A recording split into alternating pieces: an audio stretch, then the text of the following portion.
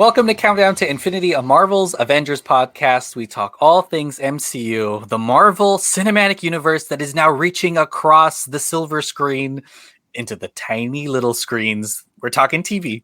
Wow, did not say that correctly, I don't think at all. Big weekend for the MCU as it is D23, Disney's Disney's, I guess, like homegrown fan club that offers them the opportunity to announce a bunch of crap just for their fans and bypass all the other Comic-Cons and not have to share the news cycle. And there's a million things happening over at Disney. Good God, Walt would be so happy at all the things that his empire, just his massive empire across multiple IPs and studios and theme parks around the world. I think if he were around now, which he is, and he's thinking, he's got thoughts. Let me tell you. Yeah, I think he would just say, "Man, I love all this content. The brand synergy here is strong, gang. Bar none." Yeah, I think so. And most people don't know about Walt's 100-year plan that he sketched on the back of a napkin. But streaming is there. Acquiring ESPN is there. What else happens at Disney? I don't want to get too far into politics, but he's got a lot going on in his 100-year plan. We're going to talk all things D23, everything that was announced from Marvel Studios. And there's quite a bit. I would say close to dozens of things announced. We're going to break down some of that, talk real quickly about it, have some reactions. My name's Manuel, and we're joined by a very special guest. It's Brent. Brent, welcome to the D23 wrap-up show. Yeah, thanks for having me, man. It's going to be fun to talk about all this stuff. There's so much. Yeah. And we're talking about, to me, the Marvel stuff was kind of the least heavy as far as like, maybe not, maybe Star Wars more so. But boy, yeah, there were so many like animated projects and Pixar announcements and like all sorts of like Disney Studios stuff that Marvel felt a little bit maybe lacking in terms of the quantity as usual, but maybe that's because stuff was shown like behind closed doors and stuff like that to people only there, which we'll probably talk about some, but yeah, no, I'm excited to talk about it still. You're right. Weird mix of things that are publicly available. We got some trailers that were released publicly, and then we've got some things that only people in the room saw, and then some very light announcements, just like announcements of directors, and then seeing some of the cast and TV shows and movies. It's kind of crazy that, somebody's keeping track of all of this, but there's a lot out there for MCU people. I guess we'll start with something that is at this point just weeks away, and that is the latest movie, Black Panther: Wakanda Forever. They showed another trailer for this that was not released to us, some scenes. Ryan Coogler said he's still editing the movie. And apparently from the scenes that people saw there, it is a lot of Angela Bassett, I guess, trying to push back on countries, I assume, like America, but other countries who are trying to take Wakanda's resources. Basically saying like, whoa, you need someone to help you with all this vibranium. Let us do it. And that's kind of one of the big, at least maybe political things when it comes to Wakanda. But Brent, I assume you're really excited for this movie. Just to, the fact that there's so much turmoil behind the scenes that we just want to know what it is. Definitely. I really am. I'm overdue for a rewatch of Black Panther. I really loved it and thought it was so well made. I think Coogler is an incredibly exciting director. Like Fruitvale Station and Creed are both incredibly like well made movies, especially Creed. I was like cheering in that movie. I thought Black Panther was, an amazing MCU movie. And I haven't, aside from some drama stuff kind of like and gossip kind of about, the production of this movie, I haven't really been following it super closely, but when I finally saw the Wakanda Forever trailer, I was like, oh, hell yeah, man, this looks so good. And that, I just visually, like the song choice with I know it turns into Kendrick at the very end, which I was like, oh God, that's so good. But like the song choice, the visuals, I mean, Angela Bassett just killing it in the kind of like monologue she's giving. I'm really excited to see what it is, and kind of like where it stands in the kind of like MCU world at this point. Like it's such a, like we were just talking about on the She-Hulk episode, like it's such a massive world now that like any one of these projects will have some like important part, especially how I think the movies roles still kind of play that role. So I'm curious to see kind of like, yeah, what they do about Black Panther, like what they do about Chadwick. Like Yeah. it seems Who like is they're it? acknowledging Who's the new one for sure? who's the new one, but it seems like they are just straight up acknowledging, his passing, which I think like that's going to be interesting to see how they do it. So I mean, I'm really excited for it. I think it looks great. Wish we saw some more footage, but I guess it's coming out in like next month. November 11th, which is Okay, pretty soon. yeah. But yeah, you're right. Namor is a massive introduction. We saw a lot of him in the trailer, but we'll have to see. I think he's a mutant. He can breathe underwater and stuff like that. That'll be really interesting. But you're right. The biggest thing here is there's going to be a giant cathartic experience for everyone saying goodbye to Chadwick Boseman, and how the movie handles that, and how it maybe maps the way forward for Black Panther as a franchise within the MCU. Big part of that, picking who the next Black Panther is, and we don't know. We really don't know. We got a glimpse, but it could be Shuri, it could be Lupita Nyong'o's character. Who knows? Like, yeah, it'll be wild. But that movie is coming out soon. Excited for that. Kind of tied to this, Ryan Coogler is executive producing the show Ironheart. They showed some footage of that. Ironheart, who is going to be in Black Panther Wakanda Forever. It'll be interesting. They announced that Anthony Ramos is going to be the Hood, who might be the villain. The Hood is a really interesting character. Kind of somebody who uses technology, but also magic. So it'll be interesting. And I believe he's also like a kingpin type. Like Anthony Ramos, who is a great actor, but I feel it'll be interesting to see him kind of being leaning into the kind of the bad side of his acting. Yeah, well, hopefully not the bad side of his acting. Sorry, I didn't say that correctly. Yeah, yeah, his kind of like villainous side. Yeah, yeah. I'm really excited for that. Again, I know next to nothing. I know Ironheart's like a pretty new character. It's Riri Williams. Is that the character name? I think. But yeah, I mean, I'm curious to see kind of like what it clearly has a connection to Iron Man. And so I'm curious to see like what that connection is, what the kind of like that relationship is with the villain, what the villain's kind of goals are. It's very like all, like macro view of like what that show is and my interest, because I haven't seen anything from it really, except I think I saw like some leaked picture of like the Hood, and he has a hood. So very curious about that one, definitely. The other thing that they showed only to people in the audience was footage of Ant-Man and the Wasp: Quantumania. They also got to see Jonathan Majors as Kang the Conqueror in this. They got to see Bill Murray as someone who's inside of the quantum realm.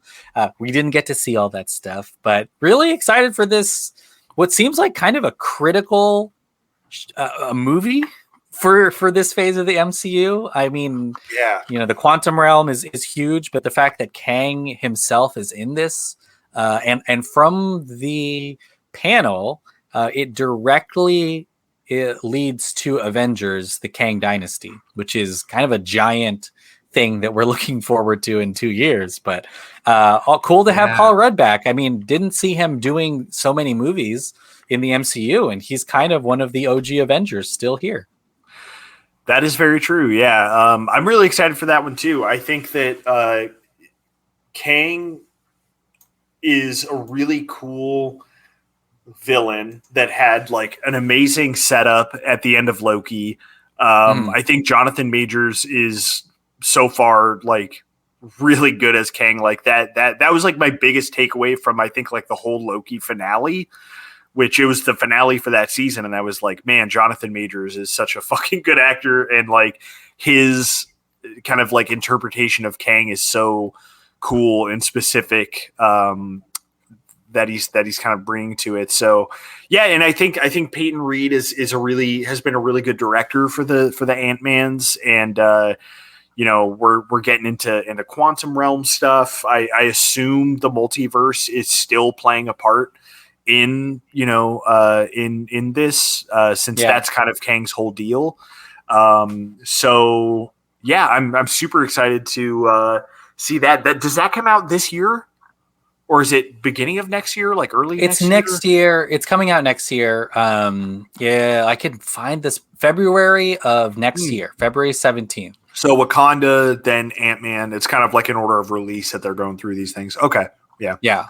And one of the things about the Ant-Man movies too is they all of them, at least the last two, I won't say all, but yeah, the last two have kind of been built around a heist type format, especially with Paul Rudd's like old crew, and I feel like this movie is gonna follow it, but maybe just be on a more epic scale.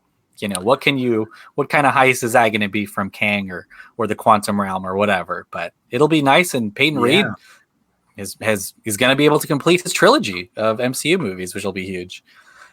Yeah, absolutely. Excited. That movie is super excited. Can't wait to see that. Then we got an actual public release of a trailer. This is something I am going to be really excited about. I feel like this is coming out, this year. Didn't even see this on the radar, but that is Werewolf by Night, starring Gael Garcia Bernal, Laura Donnelly. There was a trailer for this, which came out, very stylized, black and white. It's a special, so it's only 1 hour long. It's directed by Michael Giacchino, the composer who wrote all of the music for the MCU, basically. He's directing this 1 hour special. Filled with style, really fun. It's about a group of monster hunters that gather at Bloodstone Castle, and they come to face with a dangerous monster. And we did see a little bit of Man-Thing, which is one of the coolest creatures ever created. And there's some TVA stuff in the trailer too. But what do you think about this kind of out of nowhere special, Werewolf by Night? This is this is pretty exciting. Like, John sent this, and I watched it, and I was like, "What is this? How is this a Marvel thing?"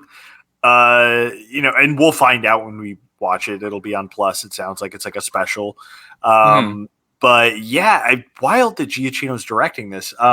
It seems like it just has like an insane style to it that I really appreciated. Like, very obviously like kind of like 40s, even earlier, like horror. Which is a cool vibe for a kind of like, I assume it's going to be like a Halloween thing, right? Like it's got to be like comes out October 7th, which is really soon, but I think it is geared towards watching it in the spooky season. Yeah, I guess so. Get ready for Halloween, the new MCU drop. But yeah, it's cool. Gael Garcia Bernal is in it. Like he's a really great actor. Go watch Old if you haven't. I'm excited for it. It's like a very different. It's one of the things that. And listen, I like the MCU a lot, but it's like a truly surprising kind of thing that we see pop out from the kind of MCU world now. It's like, wow, I didn't expect something like this, and here we are. So pretty neat. Yeah, and it is a comedy, is what they're kind of crafting it as. Watch the trailer; it's obviously not super serious. Kevin, I'm reading now. Kevin Smith was working on kind of a version of this at one point. But yeah, it'll be really cool to have also Michael Giacchino, who is one of the best. Like he also he's won Oscars and stuff. I think he did like a bunch of Pixar movie music, Star Trek, obviously the big MCU stuff. Wars, right? Did he do Rogue One? It's possible. Yeah, he did Rogue One. He did Rogue One. So really, I think one of the best living composers for movies. But yeah, it'll be exciting to see this, and it's going to be something we haven't seen before. I don't think we've ever seen a 1 hour special from MCU. But yeah, that'll be exciting for us. Okay, the next thing, we got another publicly released trailer for the series Secret Invasion, which is going to be coming out soon, I believe. Yeah, in 2023, but it's saying early 2023. That could just straight up be January, when WandaVision came out. This trailer featured so much, I think. Samuel L. Jackson, Ben Mendelsohn, Kobe Smulders, Martin Freeman, and Don Cheadle, all kind of in this like political thriller. Of course, we got a lot of Skrull action with the multiplication of identities and stuff like that. I'm interested in the timeline. It seems like the Department of Damage Control is around, but we don't know kind of what Nick Fury's been up to this whole time. And he's been in space.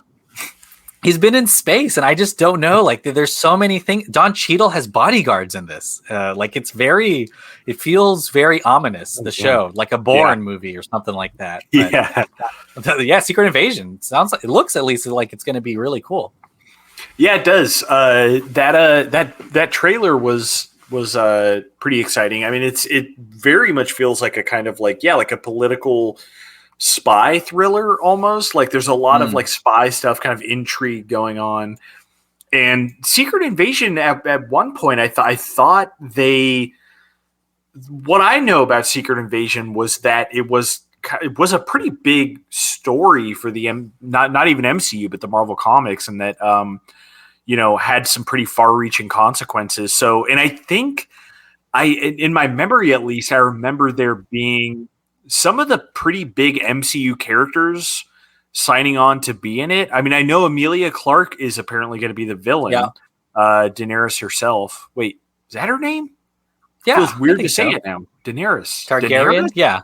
Yeah. Daenerys. Why does that sound so weird to say now? But yeah, so she's in it, which is cool. Glad she's still getting cool projects. But it looks really good, and I'm curious to see like what it does for the MCU. It feels like it's going to be a more like, this is what our grounded Earth characters who aren't necessarily superheroes, like this is what they're dealing with. And it sounds like they're dealing with like a secret invasion. You could say. So yeah, this is one of the most fun comic book series or like runs. I wonder how far they'll go with the Skrull stuff.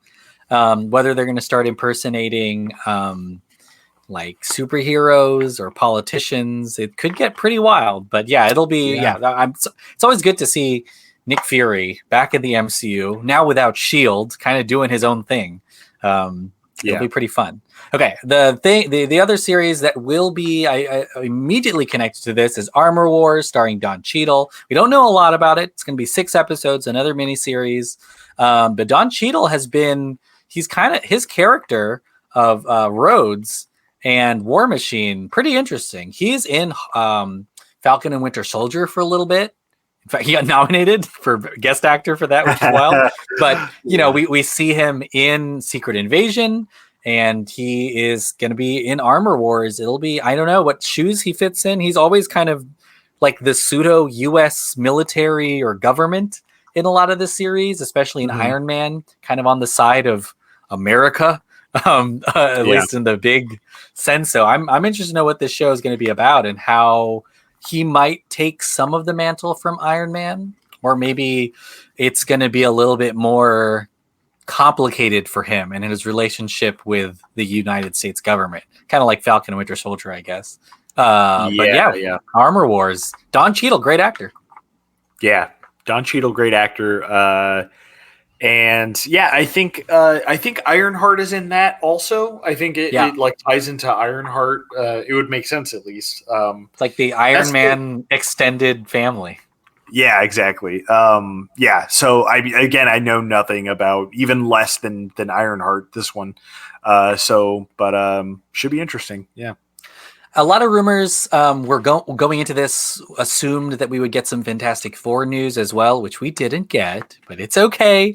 They did confirm the director is Matt Shakman, who did so well in WandaVision. Like, I can't even. I mean, when we talked WandaVision, he is a child actor who grew up in sitcoms, who got to direct an MCU about Wanda being stuck in sitcoms. It kind of was like perfect. And I think we off pod, we talked about how inside of Marvel Studios, the entire team who did WandaVision is like they consider them some of the best to ever be a part of the MCU, and to have the director of WandaVision now directing Fantastic Four, I think is really good, and especially since we did have a director who stepped away from it.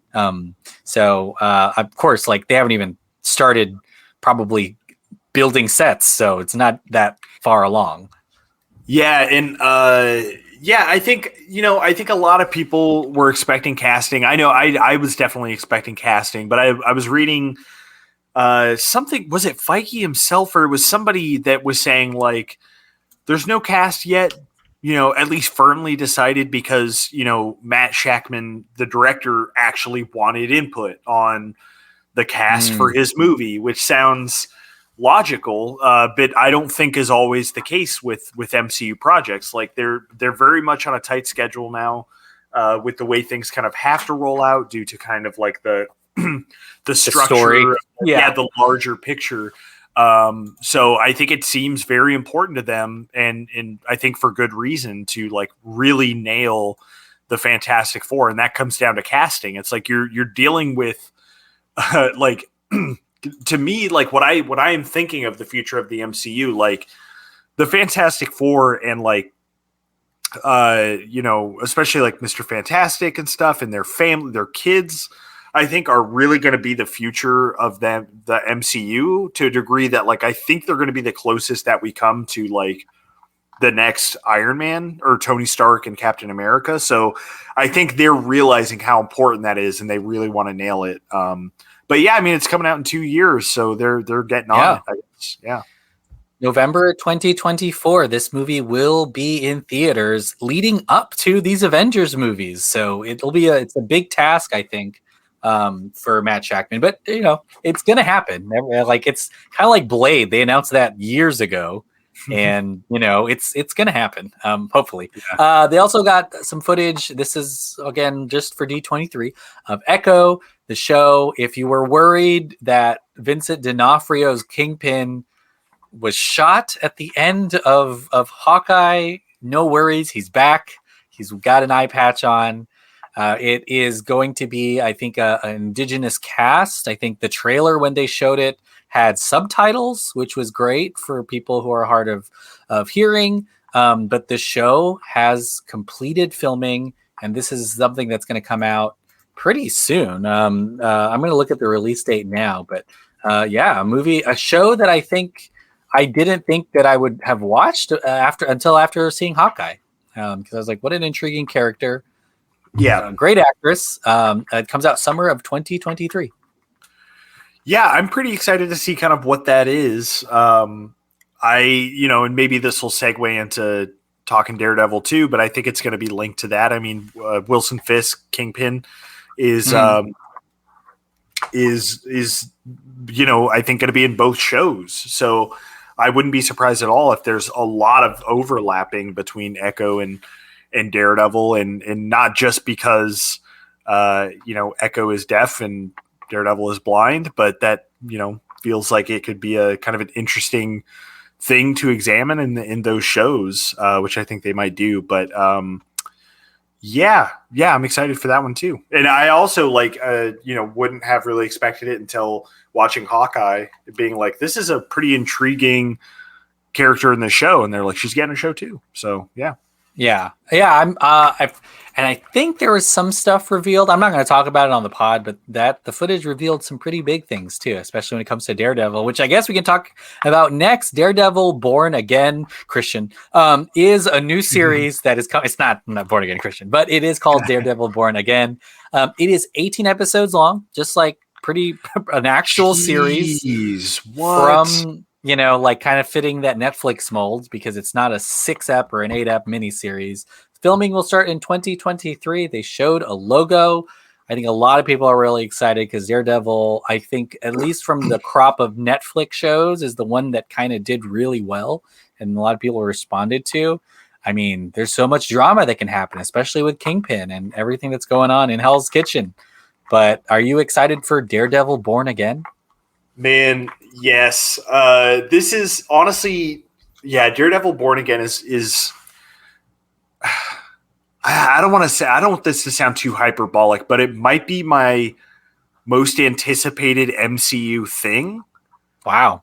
Like, at least out of the shows, I'll say that, at least out of the shows, because, yeah, Daredevil's been my favorite comic book character, my favorite MCU character, my favorite Marvel Comics character, for quite a while. And, I liked the first season. The second one I thought was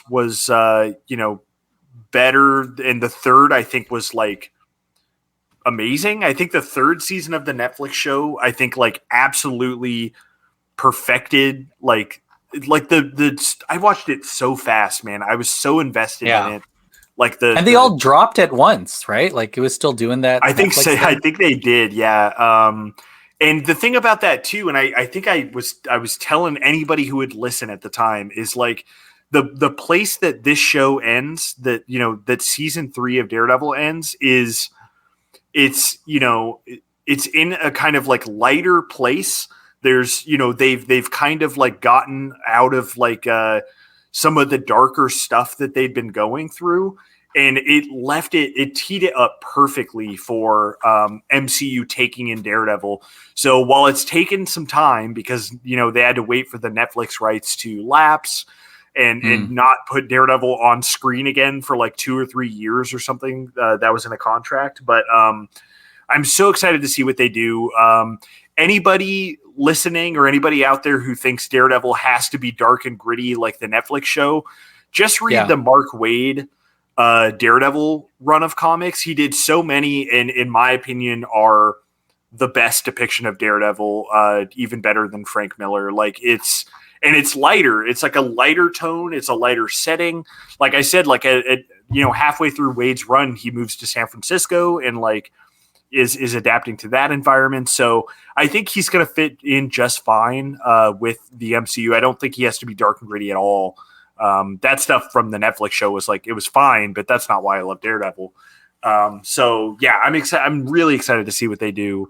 So excited that D'Onofrio's back too. God, he's so good on those shows. Oh yeah. Yeah, I'm excited. It seems like the story, because it's 18 episodes long, will probably be incredibly vast and complicated. But yeah, they added, especially if it takes place in New York, kind of the hotbed for heroes in the MCU. I feel like there is potential for a lot more crossover-y type stuff. Not necessarily needed, but I just think it's going to be hard to be operating in Hell's Kitchen, which is only like 10 blocks in Manhattan, and not have, Spider-Man, Hawkeye, everyone else kind on of your ass, around. Yeah. And then, of course, Echo makes sense. She-Hulk, I wouldn't rule out an appearance there, considering he's going to be, part of her show. But it'll be exciting. And I feel like, especially when it comes to building a team, the Daredevil team already exists and kind of is doing it well. Like, it's not a crapshoot. It's whether or not you can get an actor for 18 episodes and whether the show works out. Like, they've already done seasons of this, so like, we're just going to get a continuation of what everyone loved, which I think is going to be great and very different from all the other MCU stuff on Disney Plus.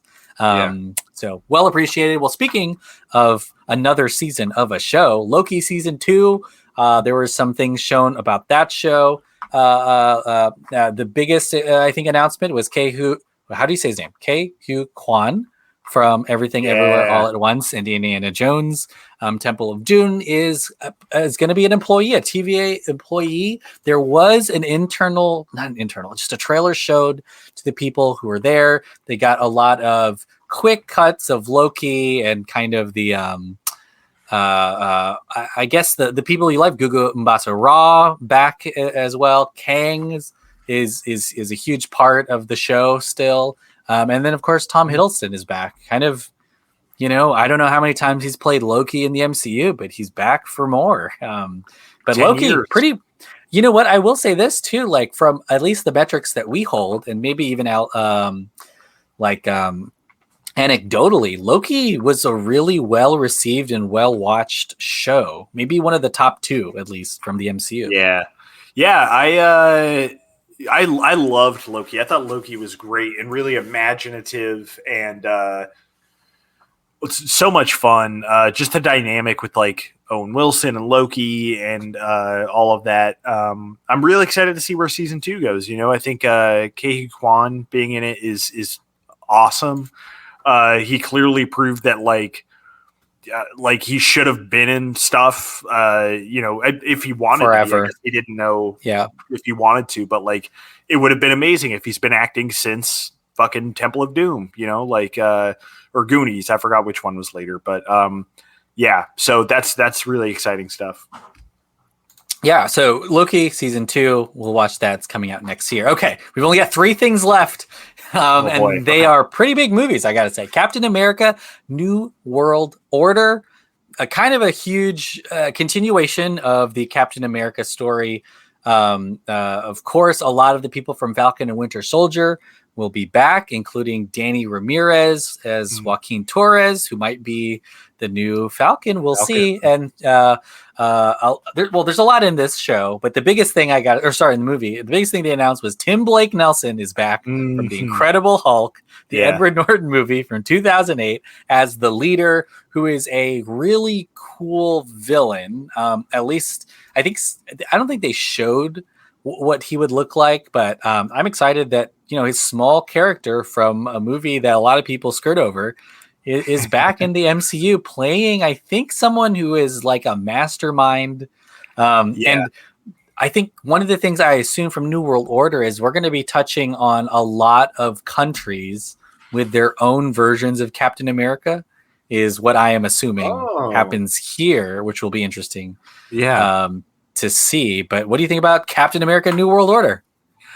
I'm really excited for this, especially, I mean, God, I love Tim Blake Nelson, and like that really did feel like one of those kind of like they dropped the ball moments of like, you know, like, oh God, they were setting up the leader and like, he's a great actor. And especially now we're going to get like the big green head.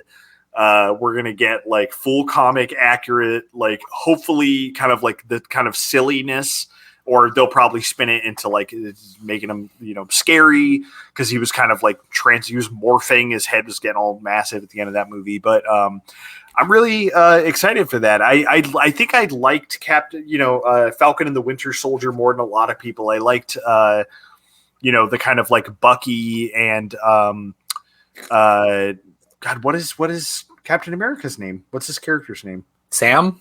Yeah, they're dynamic. And you know, I think a lot of the political stuff that show got into was really cool to see. U.S. Agent was you know, which we'll talk about again pretty soon. But happy for Wyatt Russell. Where my Wyatt head's at. But no, I'm excited for this though. Yeah, it seems like a lot of the same team, same writer as that show is returning for this. So it'll be cool to see kind of like where the Captain America specifically saga kind of goes next, you know? Yeah. The next thing we'll talk about, you alluded to it a little while ago. Thunderbolts is kind of, I think this is maybe one of the most, a lot of the shows or movies we've talked about, just looking back here, are all continuations. Black Panther, Ant-Man and the Wasp, Quantumania. They're continuations of existing franchises. Even Echo, because we saw her in Hawkeye, but Thunderbolts is sort of, we know the characters, but sort of is an unknown, I think, because it is a cast of supporting quote unquote villains. It includes Contessa Valentina Allegra de la Fontaine, played by Julie Louis-Dreyfus, Red Guardian, played by David Harbour, Ghost, played by Hannah John Kamen, U.S. Agent Wyatt Russell, Taskmaster Olga Karolienko, Yelena Belova, from Black Widow. I guess she is the Black Widow now. Florence Pugh, and then the Winter Soldier, Sebastian Stan. I think this cast is already amazing. I have a feeling this is going to be really fun.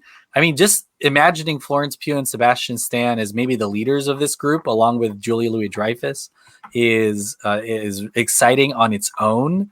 But Thunderbolts seems like it's already one of going to be my most anticipated things, just to see how it works. I will say it's heavily like let's see here. We've got a couple people. Actually, the majority of this cast is from Black Widow, the movie. There's a lot of people here, I guess, from the Captain America. Baron Zemo's not on this list. I think a lot of people assumed he would be there. But what do you think about the Thunderbolts? I think it's pretty exciting. This is one that I didn't really expect, or at least haven't really heard about rumors and stuff like that. Definitely of like who's going to be in it, but I mean, this group of people. I mean, it's essentially like the MCU Suicide Squad, right? Like that's how I've heard people talk about it. Like she's getting a group of people together who are maybe not like the kind of the shining star of like moral integrity, I guess. So I mean, yeah, she's getting like the best elements from Black Widow as far as I'm concerned. Like Red Guardian and Yelena are like Yelena, especially in Hawkeye, I think is like she's so. I mean, Florence Pugh is like amazing. But yeah, I mean, everybody else as well. Like seeing U.S. Agent back and Red Guardian and got Taskmaster. I don't even remember Taskmaster from Black Widow. The person playing Taskmaster. I don't remember. Yeah, it's kind of a reveal at the end who it is. Like it's a big moment, but it's not necessarily that memorable, I will say. Yeah. But no, I'm pretty excited for it. Yeah, they got a fun crew. Like seeing Louis Dreyfus kind of like lead them is going to be a lot of fun, being kind of like their Amanda Waller. I guess is what it kind of seems like. And I will. She is maybe doing the most Nick Fury in this phase because we have seen her in Black Widow. Yeah. We saw her in Falcon. She is building a team, and we're actually seeing that happen across the MCU, which isn't something that's happening that often anymore. No, yeah, I mean it's all individuals or like the established like Avengers organization, LLC basically. So it's going to be cool to see like a new team pop up. The person here that is maybe the one we've seen, or not the oldest in terms of age, but Ghost from the second Ant-Man movie is in this, and it's kind of like just a wild thing because she has been around for a while, but everyone else is kind of a new gen, this new phase of superhero supporting, and we also have Ghost, who's really cool. Ghost was really cool in Ant-Man and the Wasp. So it'll be cool to see her pop up again. I do remember she was kind of like a bit of a kind of anti-hero. Yeah, she's like the villain, but like she has her own kind of goals and reasons behind her action. She's a victim of her circumstance. She's kind of glitching out a little bit.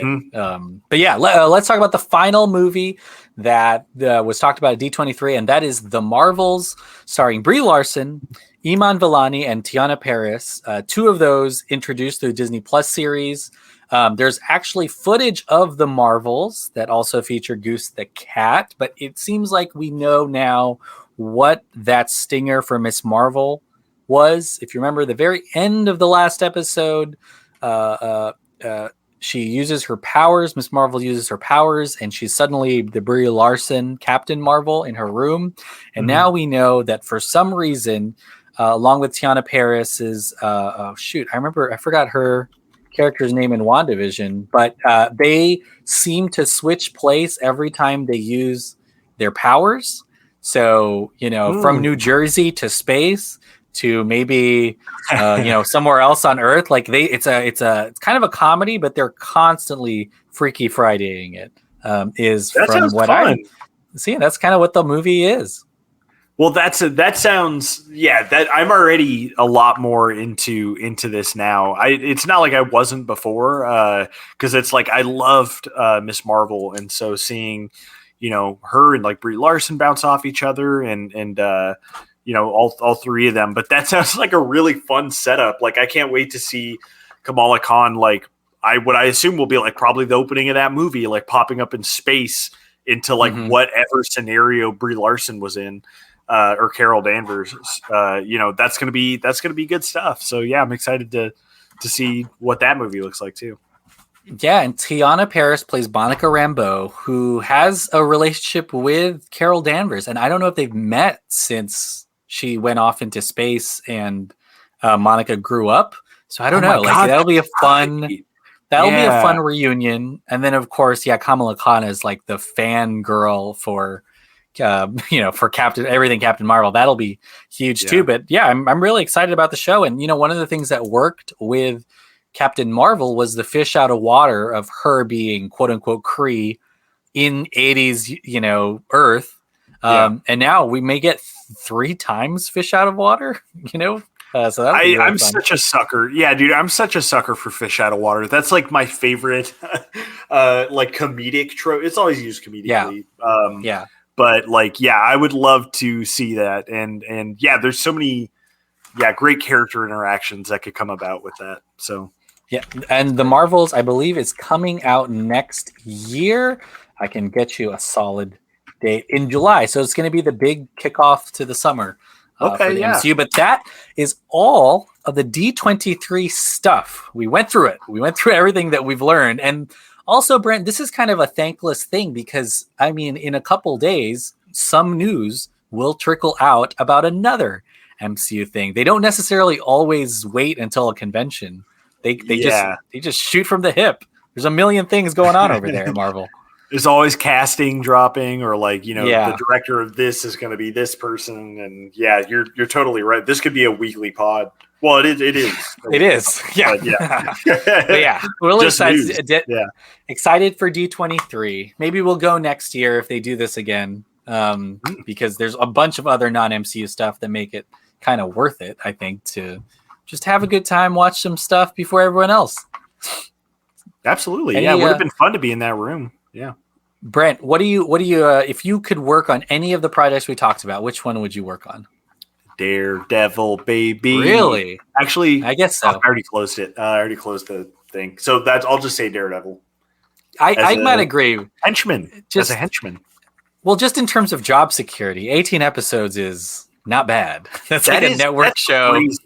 That's like CSI New York level commitment to that makes me, what that makes me think, not to get back into it for too long, but that makes me think they're going to do some some stuff that I love in the Daredevil comics of like actually doing cases, because that's something I will say the show, for how much I liked the Daredevil Netflix show, never really did like any of that, like never did any of his lawyering when that's they had a law office. They did. I remember the show. He did have a law office, but they only took the most desperate cases for people who probably didn't have money. And I was like, how are they staying afloat? They're like doing this pro bono, work for like a tenant at an apartment. And I was like, come on, that's nice, but how are you making any money from that? Get him to join the fucking She-Hulk law firm. She-Hulk's firm. Let's get that going. Yeah. Do some kind of asbestos case or whatever. Start doing personal injury. Get wild. Yeah, get some Tom J. Henry shit going. DJ Henry. Well, thanks, Brent. Thanks so much for being on the pod. I'm glad we were able to talk about so much D23. I mean, thanks for having me. We'll probably have a video pod up. People that know this, we're wearing Mickey ears the whole time and wearing basically our Mickey Mouse Clubhouse shirts. And oh god, I have what else? Too many of them. Too many. Yeah. We're those adult Disney people, the ones that those Disney adult Disney adults. Well, thanks so much for listening. We'll talk to you later. Bye.